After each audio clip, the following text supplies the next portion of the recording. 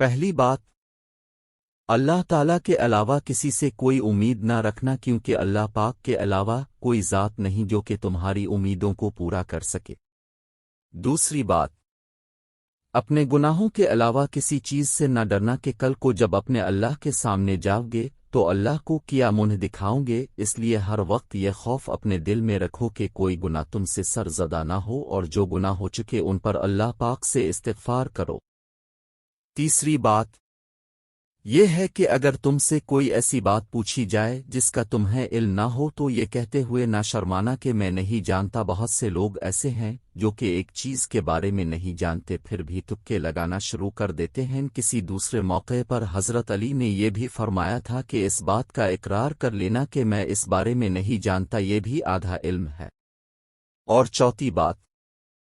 یہ ہے کہ جس بات کا تمہیں علم نہ ہو تو اس کے بارے میں علم حاصل کرنے کی کوشش کرو اور اس کے بارے میں علم حاصل کرو۔ اور آخری بات یہ فرمائی کہ صبر کرو، ہر حال میں صبر کرنا انسان کے لیے بہتر ہے اور صبر ایمان کا حصہ ہے، بلکہ یہاں تک فرمایا کہ صبر کا مقام ایسا ہے جیسا کہ بدن میں سر کا مقام ہے۔ معلوم ہوا کہ صبر کا مقام ایمان کے ساتھ بڑا گہرا تعلق ہے، اس لیے ہے چاہیے کہ صبر کا دامن کبھی نہیں چھوڑنا چاہیے۔